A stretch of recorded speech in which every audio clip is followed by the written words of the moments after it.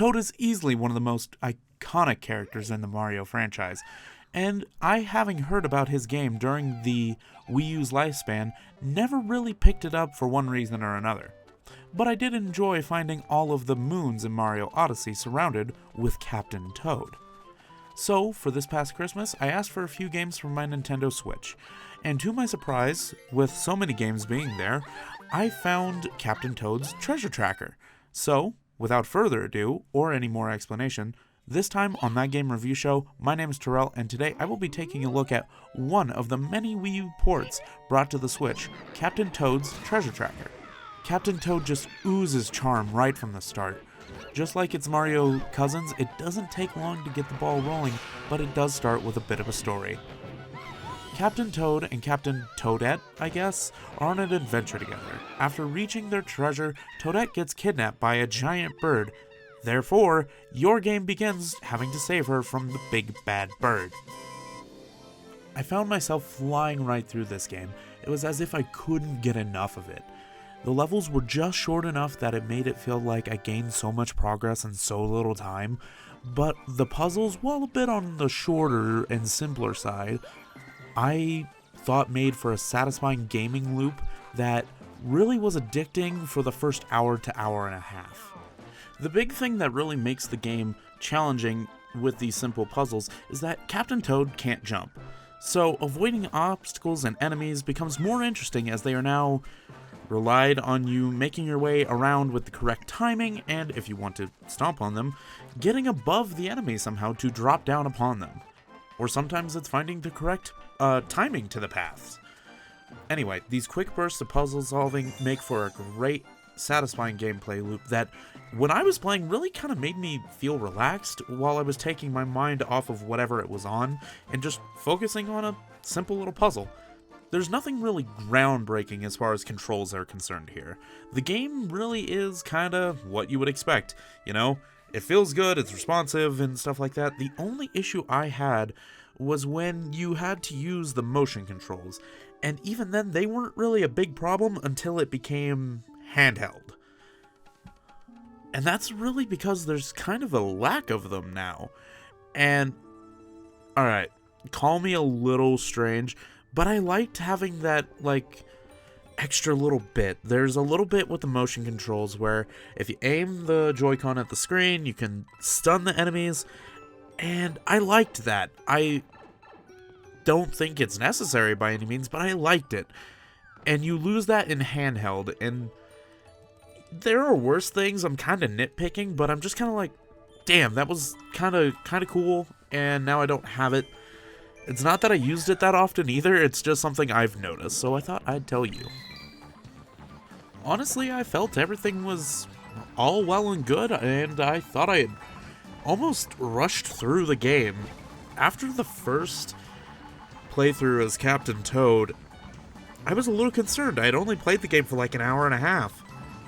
I was worried that it was a mobile concept that just got ported to the Wii U, and then I was, in a sense, surprised, as the game has a Chapter 2. And this Chapter 2 is the exact same game, except the puzzles and levels are a little different, or are different enough to quantify playing the exact same game through the exact same story, but as Captain Toadette. And don't get me wrong, I thought, I was so happy that there was more game. But after those first chapters as Captain Toad, I really, really, really just didn't want to play it anymore. I feel like I had gotten my feel, and I'm glad to know that if I ever want to pick it back up, I have a fresh story to go into, but it just lost me so quick while playing as Captain Toadette, because the thing about the first chapter, is how they're established, is that you're Toad and you're saving Toadette. Okay, cool, awesome, great. And I flew through that. It was super easy, super fun, super enjoyable.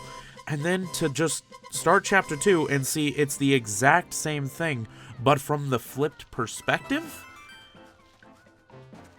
Technically?